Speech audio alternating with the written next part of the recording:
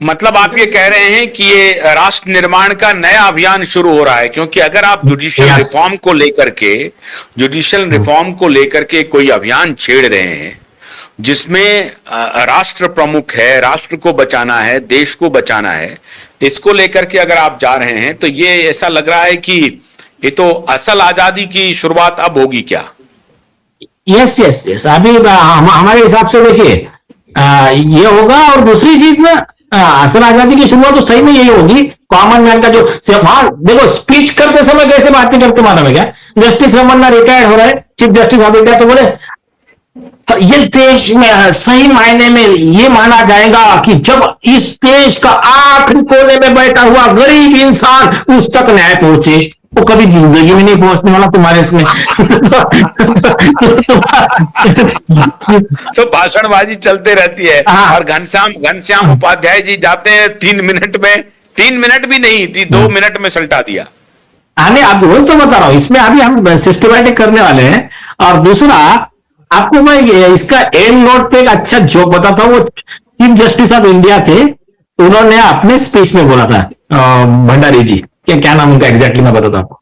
उन्होंने स्पीच में बोला, जजेस वगैरह सब बैठे हुए थे, उन्होंने कहा देखिए, एक आदमी मल्टी स्पेशलिटी हॉस्पिटल में गया, उन्होंने कहा कि मुझे कान का और आंखी का एक जॉइंट एक्सपर्ट चाहिए, स्पेशलिस्ट।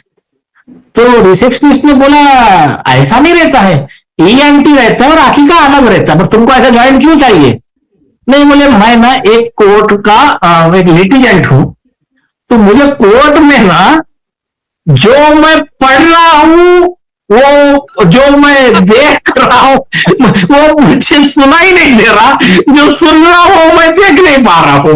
मुझे जो केस ला है ये किताबों में है, स्पीच में है, कोर्ट में कुछ नहीं दिख रहा है।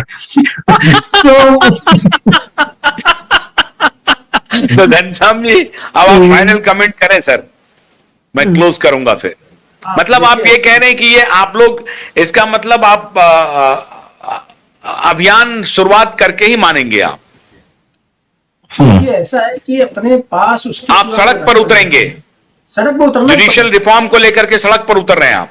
ये तो मैं देखिए कितने कम से कम 3-4 सालों से मैं लोगों को बोला, नीलेश जी को मैंने बोला था, कुछ बोला था मैंने कि देखो एक ही ये सब विभाग लेटर लिखना, पिटीशन फाइल करने वाली, इनकी चमड़ी इतनी मोटी हो गई है, ये इतने मतलब मोटी चमड़ी के हो गए हैं कि इनको मतलब आप केवल इस करंट सिस्टम से इनको सही करें तो आपके हजारों पिटीशन रोज डिस्मिस करें, बेशरम हो गए। क्या होता है देखिए, आदमी जब लाज है या शर्म रहती तो आदमी कुछ करता है, इनके पास इनको डर है न लाज है या शर्म है, जो चीज आदमी काम करता है सही बता दूं, या तो खुद का कॉन्शियस सही रहे, धर्म का सही रहे, ईमानदारी रहे, या तो आदमी का लज्जा रहे, या तो उसको डर रहे।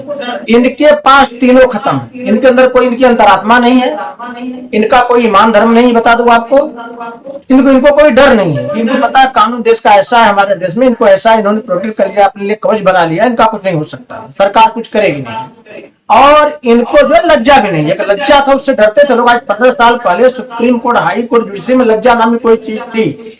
बता दो, जरा से कोई कॉन्फ्लिक्ट ऑफ इंटरेस्ट होता था, कोई वकील बोलता था रिक्यूजल का, तुरंत जज रिक्यूजल कर देता था। आज तो रिक्यूजल की बात कर दो आप पूरा कंटेम्प्ट कर देगा।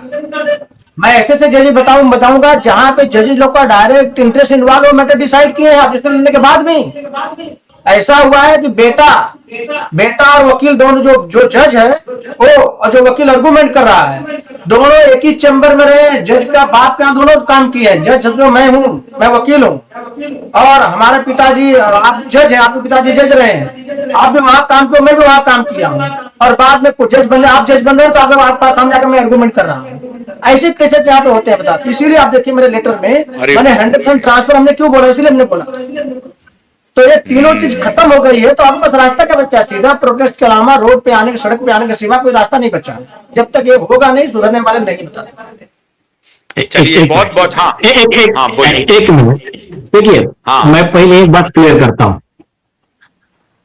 अभी भी उपाध्याय जी का जो गुस्सा है, ये सब करप्ट और एरोगेंट जजेस के लिए है। अभी भी कई जजेस अच्छे हैं, जिसके वजह से न्यायपालिका में लोगों का विश्वास है, जो भी जितना भी विश्वास है, लेकिन जो मेजॉरिटी, हाँ, अभी परसेंट ऐसा नहीं बोल सकते, कम कम है, कम है, बहुत कम है, कम है। बहुत कम है, बहुत कम है, बहुत कम हाँ, है। पर बट है नहीं, आप समझे नहीं, आप समझे नहीं, लेकिन सुनो, उनको भी इनकरेज करना जरूरी है ना, वो बेचारे डिस्करेज नहीं होने चाहिए कि हम तो अच्छा करके भी हमको बातें सुनना पड़ रही ना, तो ऐसा नहीं है, मेरे अच्छे, लेकिन लेकिन है अभी जो कह रहे वो है, कुछ सुप्रीम कोर्ट ने माना अपने ऑर्डर में, तो क्या है। ठीक, चलिए ठीक है। चलिए, बहुत बहुत शुक्रिया और आपको शुभकामना। और मैं आपको अभी वचन देता हूं, ऑन एयर वचन देता हूं कि मैं आपके इस अभियान में पूरी तरह से शामिल हूं और पूरी लड़ाई में भी शामिल रहूंगा। मैं भी आऊंगा मुंबई, मैं भी दिल्ली में आऊंगा, जहां आप कहेंगे मैं वहां आऊंगा। बहुत बहुत शुक्रिया Yes, sir. Ghanshyam, advocate Ghanshyam Upadhyay ji और एडवोकेट नीलेश ओझा जी। उम्मीद है हमारी जुडिशरी आंदोलन के पहले सतर्क हो जाएगी, सरकार सतर्क हो जाएगी, क्योंकि ये देश अपना है, राष्ट्र से कोई समझौता नहीं, न्याय से कोई समझौता नहीं, सत्य से कोई समझौता नहीं। बहुत बहुत शुक्रिया, नमस्कार।